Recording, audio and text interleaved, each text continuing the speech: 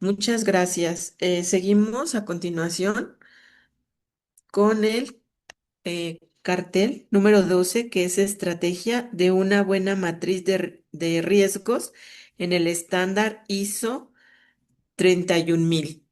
Los ponentes son Gabino Esteves Delgado, Joaquín Esteves Delgado, Astrid Fátima Esteves Hernández y Alejandra Escobar Roblero. Bueno, si me pueden ayudar a compartir, por favor, el video. Buen día tengan todos ustedes. Es para nosotros un gran honor el día de hoy estar presentando el trabajo Estrategia de una buena matriz de riesgos en el estándar ISO 31000, que presenta un servidor Gabino Esteves Delgado en conjunto con Joaquín Esteves Delgado, Astrid Fátima Esteves Hernández y Alejandra Escobar Roblero, todos del equipo de la Universidad Michoacana de San Nicolás de Hidalgo. La incorporación de sistemas de gestión de riesgos a estándares internacionales tales como ISO 9001, ISO 17025, ISO 15189, ISO 22000, ISO 14000, entre otros, se ha convertido en una exigencia que permite anticipar los eventos adversos y garantizar que podemos gestionarlos de tal manera que se puede tener un control sobre los eventos adversos. Un riesgo es la incertidumbre que se comete ante el incumplimiento de un objetivo. Los riesgos se planifican, se atienden y se miden en cuanto hemos disminuido o contribuido a que no se materialicen los mismos. Un caso particular en la atención de los sistemas de gestión de riesgos es cuando las probabilidades son superiores a 0.37, en las que definitivamente las condiciones para poder atenderlos como una segunda oportunidad se ven bastante comprometidas en las acciones.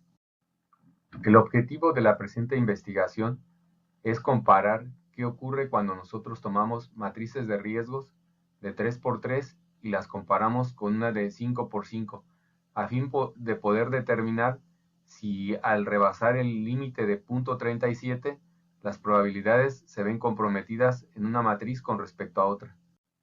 En investigaciones previas se ha observado que la técnica de ANFE y la de valor máximo de escala con respecto a valor máximo gaussiana son casi equiparables y sin pérdida de generalidad podemos hacer un estudio con ambas. Mediante esta metodología se observa que las probabilidades deben de tratarse como si fueran riesgos dicotómicos, en la que se encuentran primero frecuencias absolutas, después frecuencias relativas y se puntualizan cada uno de los eventos. Para el caso de las matrices de 5x5, se encuentra un valor máximo de escala y asimismo se determina cuál es el valor del riesgo para la frecuencia relativa, y esa es la ecuación que se presenta.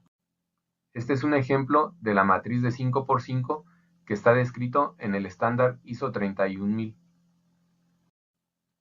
Y esta sería la analogía a la matriz de 5x5, pero para una matriz de 3x3.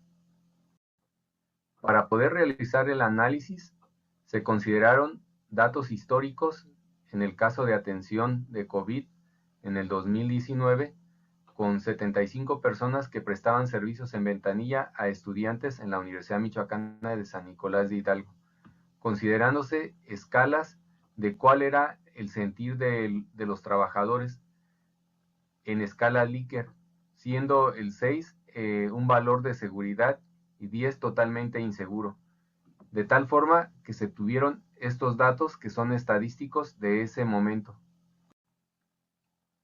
Al meter los datos en las ecuaciones 1 y 2 presentadas para matrices de 5x5 y de 3x3, se obtuvieron los siguientes valores, en las que se observa que para el caso de la matriz del valor correspondiente para el riesgo, tenemos un nivel de 2 y de 7 respectivamente para matrices de 3x3 y de 5x5.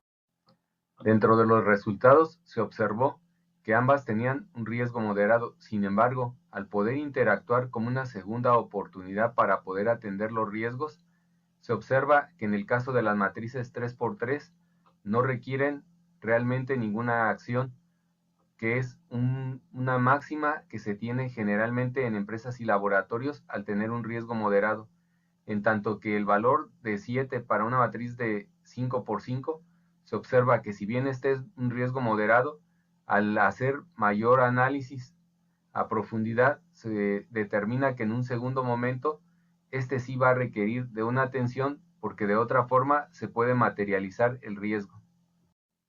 Entre el aspecto más importante a determinar es que es mejor elegir una matriz de 5 por 5 en lugar de una de 3 por 3 para el análisis de riesgos.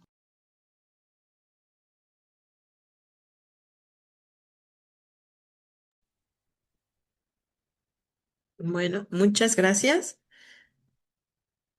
A continuación, bueno, les van a hacer unas preguntas los evaluadores. Es la doctora Carolina Moreno Ramos y la licenciada Liliana García Rivera. Eh, Adelante, doctora Carolina, ¿les puede realizar observaciones o preguntas, por favor? Sí, maestra Josefina, gracias. Gracias. Este, pregunta, ¿qué los llevó a realizar esa evaluación en cuanto al riesgo que podrían tener a veces cuando nosotros aplicamos lo que es el análisis de las ISO en cuanto a los riesgos? ¿Qué los llevó a ustedes a evaluar esa parte? Muchas gracias, buenas tardes. Mire, la Universidad Michoacana de San Nicolás de Hidalgo tiene certificados 15 procesos con el estándar ISO 9001 y uno de ellos pues es el proceso de inscripción. Generalmente el análisis, porque pues ahora en todos los estándares que mencionamos se requiere hacer análisis de riesgos a fin de Ujú. no incurrir en buscar ahora lo que típicamente hacíamos, que era subsanar alguna ejecución incorrecta. Y generalmente, pues una matriz de 5 por 5 implica un mayor número de análisis en el momento que se hace el análisis de riesgos, particularmente, por ejemplo, con la técnica AMEF o ANFE, que generalmente es la más común que se utiliza en el país. Sin embargo, a fin de reducir, por ejemplo, costos en el análisis y en las preguntas y en los cuestionarios que se hacen al personal, pues a lo mejor podemos decantarnos por una matriz de 3 por 3 porque pues es más sencilla. Sin embargo, al hacer análisis de la posibilidad, pues lo real es que no es tan rentable, particularmente porque se subestima realmente el riesgo. Y bueno, en su momento se hizo con una de 5 por 5 pero como mantenemos el estándar, la intencionalidad era buscar si había posibilidades de que pudiéramos utilizar un recurso más sencillo como pudiera ser la reducción del tamaño de la matriz. Ese realmente fue el elemento inicial de la investigación. Ok. Y por lo que se ve que es recomendable de todos modos hacer una matriz de 5 por 5 para no subestimar algunos riesgos que son importantes, sobre todo el ejemplo que ustedes pusieron de un hospital. En cuestiones aplicables en la industria y en base a los resultados que ustedes obtuvieron, ¿qué recomendarían? ¿Una matriz de 3 por 3 o una matriz de 5 por 5? En realidad, la determinación del tamaño de la matriz va a depender de la característica del proceso, pero generalmente la matriz de 5 por 5 es una matriz que se puede adecuar en distintas partes. Aquí solamente mostramos el ejemplo del caso del proceso de distribución en la Universidad Michoacana, pero hay, por ejemplo, laboratorios en la propia institución que están acreditados con el estándar 17025, que son procesos de ensayos y calibraciones. Ujú, Entonces, y bueno, ahí el modelo que todavía seguimos utilizando son ambos, utilizar este procedimiento para matrices de 5 por 5 igual el de AMPE, que es pues, el más utilizado en el país porque pues en realidad no requiere hacer mayor estudio. Sin embargo, lo delicado aquí es la consideración que se puede dar de manera subjetiva cuando hacemos, por ejemplo, lluvia de ideas, que es lo más típico, ujú. con ANFE. Entonces, ahí sobre todo todavía se ve más acentuado el hecho de reducir a una matriz muy pequeñita. Igual seguramente pues habrá la pregunta si tenemos una matriz más grande, por ejemplo, que pudiera ser de otro tamaño de 10 por 10, por ejemplo. Aquí el detalle es que caeríamos en consideraciones todavía más minuciosas y pues va a depender del tamaño de la empresa y de la cantidad de procesos que se llevan a cabo. Aquí en este caso estamos hablando de que el proceso involucraba a 159 empleados para el análisis y si fuera un caso de un laboratorio de servicios de estos de calibración, pues estamos hablando de que en ocasiones el número de servicios o equivocarnos en un resultado en la emisión de un certificado, pues estamos hablando de alrededor de unos 500 servicios y bueno, ahí desde luego se va a ver más acentuado el hecho de elegir una matriz pequeñita, puede llevarnos a subestimar riesgos.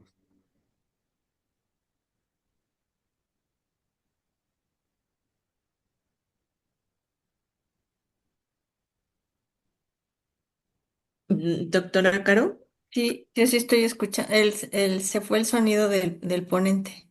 No, yo de mi parte, pues era ese el comentario, que cuando los laboratorios o Ah, las ok, ok. instituciones son muy grandes, pues conviene tomar una matriz más grande. La pequeñita es como cuando realmente tenemos poquitos procesos. No hemos hecho el cálculo de cuánto sería el tamaño de la muestra para poder incluir una matriz de 3 por 3 y que no subestimemos los riesgos, que sería pues un trabajo que habría que realizar. Posteriormente, y entonces ya tendríamos un intervalo y ya podríamos decidir si así usamos matrices de 3 por 3, 5 por 5 o 10 por 10. Sí, efectivamente, sí. Ok, muchísimas gracias. A Muy usted. interesante su trabajo. Es por mi parte es todo, maestra Josefina. Sí, muchas gracias, doctora Caro, muchas gracias. Lili, bueno, la licenciada Liliana, ¿gusta hacerle algún comentario? Y muchas gracias. Gracias. Pues, ¿cuáles son los tipos de empresas o giros empresariales que deberían considerar como mayor énfasis en esta ISO 3100 y pues hacer este análisis de las estrategias para elegir una buena matriz? Sí, actualmente con la incorporación de la Ley de Infraestructura de la Calidad, se modificaron algunos estándares que México asumió y algunos de ellos es todas aquellas que tienen, por ejemplo, laboratorios de ensayos y calibraciones. En el caso de la universidad tienen acreditados áreas como masa, volumen, temperatura, presión, mediciones especiales y la parte de óptica. Y está ese estándar y el otro que es de especial cuidado, que es el caso de los laboratorios clínicos con el estándar 15.189, que bueno, ahí son como lo más recomendable, emigrar a un sistema de análisis de riesgos, de pasar de la parte semi-cuantitativa o semiestructurada, como es el caso de AMED, a un sistema de análisis de riesgos con matrices, ya más puntualmente.